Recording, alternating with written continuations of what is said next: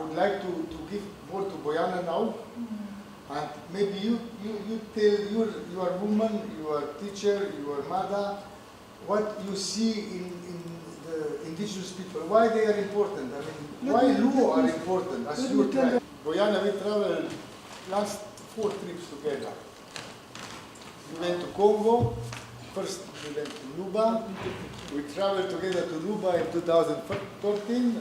We delivered school materials for the schools on the front line to the school children who are hiding in the caves daily because they are bombarded and shelled and attacked by the Janjaweed on horses and camels. And then next year we went to Congo. We traveled to coltan mines and we tried to do a documentary film there, but it was not easy. It was really dangerous because the children were slaves working, so you can have cheap smartphone and feel smart because you have all these intelligent functions. Then we again traveled to Blue Nile. We spent time Christmas and New Year with the Komuganza, which are indigenous people, very much like Nuba of Kauniaro. There are different tribes of Nuba, different tribes in Blue Nile and in Darfur and everywhere. They call themselves tribes. They don't say we are nation or we are folk, we are ludstvo, as we say. And it's recommended to say today to be moral or political correct. Bojana, what did you, as a woman, what do you feel when you met them? I mean, jaz bom kar v slovenščini, pa čisto na kratko, zato ker je že Kon govoril, pa še Tomo bo pol na konc. V bistvu verjetno ste Kona začutili, ne? Začutili ste, kakšni so njegovi problemi, kaj pravzaprav se dogaja. Jaz se pa vedno sprašujem, koliko časa bomo mogli te zgodbe še poslušati, koliko časa bomo mi ljudje v bistvu še toliko nesočutni, da se bomo potem na koncu sprašvali, lahko sploh kaj naredimo, kaj pa je v naši moči, da ne bomo zjutraj, ko bomo vstali, najprej pomislili, kaj lahko naredimo, da se nam to ne bo dogajalo. Jaz vam povem, da zdaj, odkar hodim skupaj s Tomom, pa je rekel, ne vem, da sva traumatizirana, ja, razmišljam po predavanjih, ko ljudje sprašujejo, kaj pa jaz lahko kot posameznik. Potem pa, ker sem učiteljica, grem v razred in tudi kažem otrokom te slike, to je 2. razred, so stari 7 let. Oni ne sprašujejo, kaj lahko naredimo, oni sami delajo. Oni, ne vem, ko jim povem, lejte, kle vaši sovrstniki živijo, midva sva bila zdaj v Koalibu, v bistvu meni najlepši kraj, kar sem jih kdaj videla, res lepa narava, lepe skalne gmote, ampak potem, ko se tem skalnatim gmotam, tem granitnim skalam približaš in srečuješ take ljudi, te pa tako pri srcu stisne, ne? In rečeš, a res mora tale mama takole živeti? A se mora res vsak dan tresti za svoje življenje?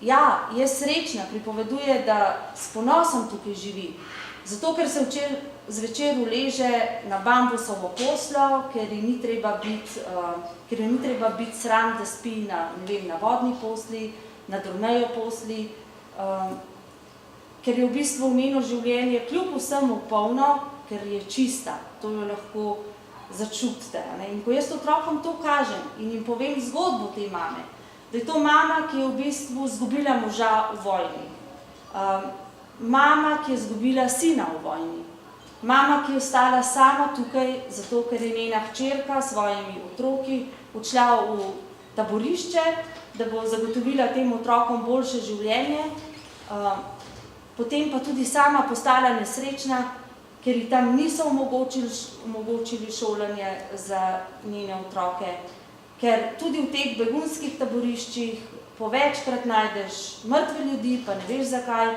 Jaz sama sem imela tudi najslabšo izkušnjo prav v begunskem taborišču, to je bilo moje prvo potovanje s Tomom v Nubske gore in ko sva se v Idi na meji s Južnim in Severnim Sudanom ustavila v tem begunskem taborišču, bila pri prijateljih, prespala, so me v bistvu, ko sem se ravno ulegla v poslo, nago zvlekli ven in me fotografirali in me sprašvali, po kaj sem prišla, kaj sem tam, kljub temu, da smo se prijavili, da smo vse dokumente pokazali in tako ti ljudje živijo. Oni tudi potem, ko pridajo tja, ko upajo, da bodo tam lahko živeli dokaj mirno življenje, ugotovijo, da so jih spravili v begunska taborišča zato, da jih imajo pod nadzorom. Zato, da v bistvu jih imajo na kupu, ne pa zato, da jim bi pomagali. Tudi hrane jim ne dajo toliko, kot jo bi potrebovali. Spet en prizor, jaz sem srečala deklico, ko sva šla z eno od organizacij v enega izmed taborišč, da bova pogledala, kako živijo in kako jim razdeljujejo hrano. In ko so to hrano razdelili, ker sva midva hodila še naokrog, sva v bistvu zamudila prevoz nazaj in potem sva videla realnost. Ti ljudje dobijo po, ne vem, zelo malo hrane, zmanjka jim že po enem tednu, po 14 dneh. In deklica je z lončkom, ki ga je tudi dobila tam, sedela na tleh in pobirala koruzna zrna in jih zbirala v ta lonček. In ko sem jo jaz vprašala, kaj počne, nekateri pa v škatlice od cigaret, ki so jih našli od teh delavcev, ki so tam pomagali. In ko sem jih vprašala, kaj počnejo, so rekli, da nabirajo hrano, da bodo imeli zjutraj zajtrk. To meni ni priskrbljeno otroštvo oziroma poskrbljeno za njih. In take podobe ostajajo, zato me vedno razjezi, ko mi nekdo reče, kaj pa jaz lahko kot posameznik, vsak lahko.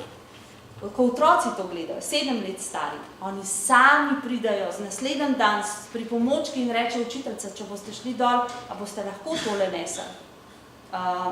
Razmišljajo. En mi je rekel, pri 7 letih, ko je to gledal, je rekel učiteljica, a zdaj je pa narobe, ker smo se mi ločali od Jugoslavije. Jaz rečem, zakaj pa tako razmišljaš, pa prav, zato ker smo manj močni. Potem sprašujejo, kakšni pa so ti, ki se usedejo zjutraj v letalo, pa vržejo bombo? A ti nimajo otrok? A ti to niso očetje? Potem, ne vem, mi povejo kuharice, da ko so prišli na kosilo, so rekli, ne, mi bomo mejni, bomo raje še enkrat prišli, da ne bomo hrane stran metali. Skratka, vsak pri sebi je tisti, ki mora razmisliti, kaj lahko naredi, da na primer tole 16-letno dekle, ki je staro to kot najini hčeri, da ji ne bo treba biti v votlini, zato ker je pribežala skupaj z mamo, ker je njen oče pristopil na stran vladnih in zdaj ne sme ostati v svoji vasi, se je pa vseeno odločila, da bi rada prišla do izobrazbe. Vsi ti otroci, ko jih sprašuješ, kaj bi radi postali, pravijo, da bi radi bili učitelji ali zdravniki. In ko jih vprašaš, zakaj, povedo zato, da bomo pomagali svojim ljudem. In zanimivo je, tukaj je približno 3000 otrok, pa ne vem, zelo malo učiteljev, približno 20 ali koliko tomo.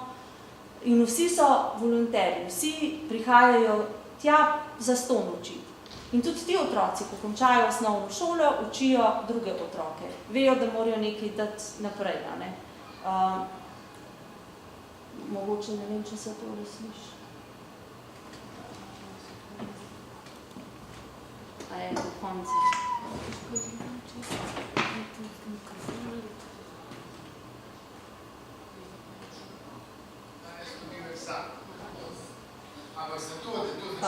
Bom dala še enkrat, ja. Potem, ko s temi ljudmi nekaj časa preživiš, ko vidiš, da bi ti dali vse, kar imajo. Midva, ko prideva do njih, ne vem, že iščejo, kaj bi nama lahko dali. In sprašujejo, zakaj že odhajata, ostaneta še tukaj, sej bomo že dobili hrano tudi za vaju. Potem, ko odideva, se pa začnejo v glav dogajati dogodki in zdaj bi rada to motala. Vsi tisti doma, ki mislite, da neko zbere boka, to imate prav. Danes to ni več potrebno, danes to ni več nujno, danes to ni več sam. Ampak zato, da to začnete, morate priti sam.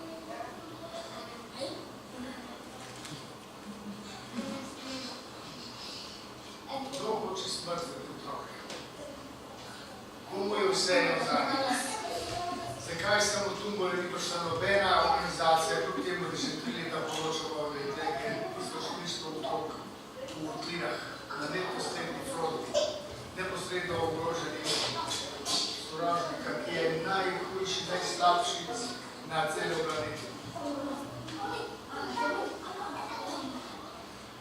vas se ne bom navadil na tole, na te prizore.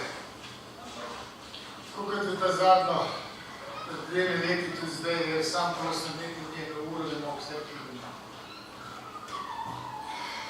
Voda bo ljubljena.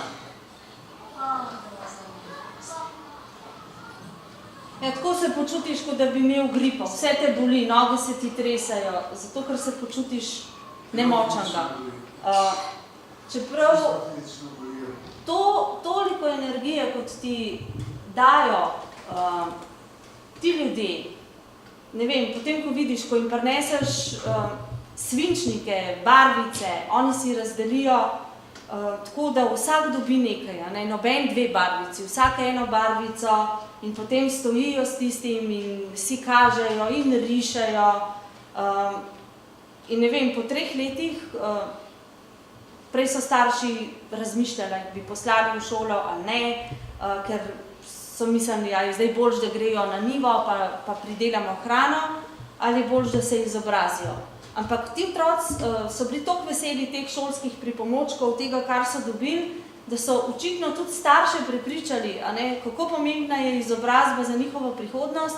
In ko so se po 3 letih vrnila, nam so povedali ti prijatelji, da so starši bili tisti, ki so pomagali zgraditi šolo in ostala je velika šola in otroci hodijo v šolo in se izobražujejo. Zdaj ne vem, zakaj ta fotografija nočijo. Gre tako počasni. Ja, počas se odpirajo v to projekcijo, ker se mi zdi, da sam rabimo nekaj časa.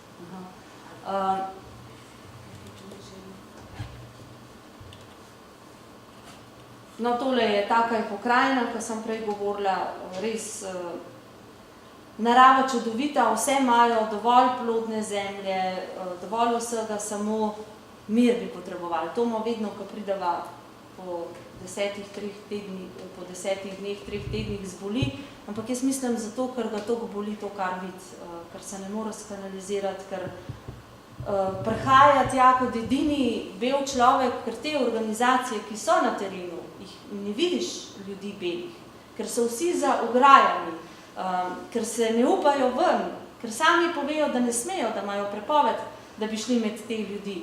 In če ne grejo med ljudi, potem jih ne morejo začutiti. Tomo je tukaj zbolel za malarijo, no, in potem so mu pomagali.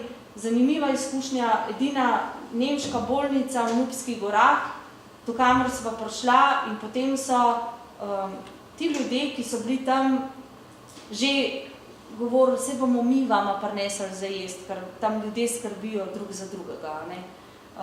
Takole čakajo v vrsti, prinesejo hrano, na vse zgodaj zjutraj se odpravijo v bolnico, pa spet tisti, ki so zdravi nazaj in potem podpirajo te svoje bolnike. Taka pa pot do tja.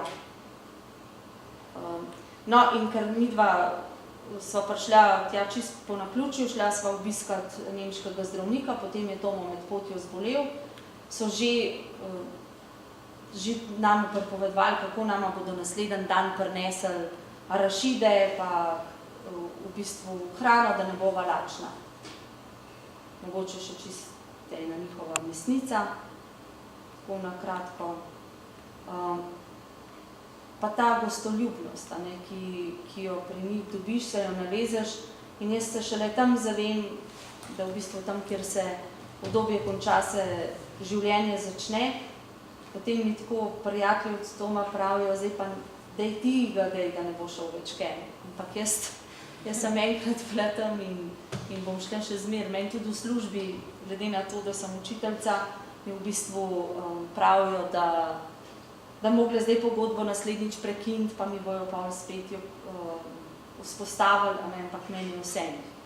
Ko vidiš taskali otroka, ki ni nič naredil v tem svetu, pa rečeš, lej, mi imamo pa, če se sam na kleti spomnimo, koliko imamo ene šare tam noter, koliko bi lahko opremali stanovanj, ne moreš jih pozabiti. Borijo se tako, kot se borijo tele korenine, tudi ob skalah živijo in si izborijo in najdejo tisto še čist malo hrane. In ti ljudje pravijo, da bodo toliko časa v bistvu prisotni na tem planetu, dokler bo živ zadnji od njih in zato se tudi zelo hitro razmnožujejo in se jaz verjamem, da se ne bodo vdali, ker je preveč srčne lepote v njih. Mi bomo mogli pa verjetno počasi začeti gledati, da nas ta modern svet ne bo pokopal z mobiteli, z nekomunikacijo, z neobčutljivostjo, da bomo stopili korak nazaj, ker se mi zdi, da smo prehitro šli naprej. Še tale zgodba tegale očeta. On je bil v uporniški vojski, kot vojak je služil, potem je pa mama, žena, šla na polje, še nikoli ni videla Antonova, to so ta letala, ki spuščajo bombe, in sta skupaj s prijateljico gledali v zrak, ko sta žele proso, no in takrat so ti bombniki v bistvu spustili bombe in njegova žena, pa tudi prijateljica in še ostali, ki so bili na polju, so umrli. Imel je pa 4 mesece staro hčerko in ker ni imel hrane, je v bistvu tudi ta hči čez 2 meseca umrla, ker ni bilo maminega mleka. Ampak on je to tako z eno tako energijo pripovedoval, da je potem pustil, da je šel ven iz vojske, da je poiskal eno staro mašino, da zdaj šiva, krpa te obleke, da priskrbi ostale otroke. In ko sem pa je rekel prav vse, a veste, zdaj, ko boste vidva šla, imata srečo, zdaj še je kaj za jesti. Čez 1 mesec ne bo nič več, ker takrat, ko je bil čas, da bi mi sjali, so nas napadali in nismo mogli, tako da si nismo dovolj hrane pridelali in čez 1 mesec jo ne bo.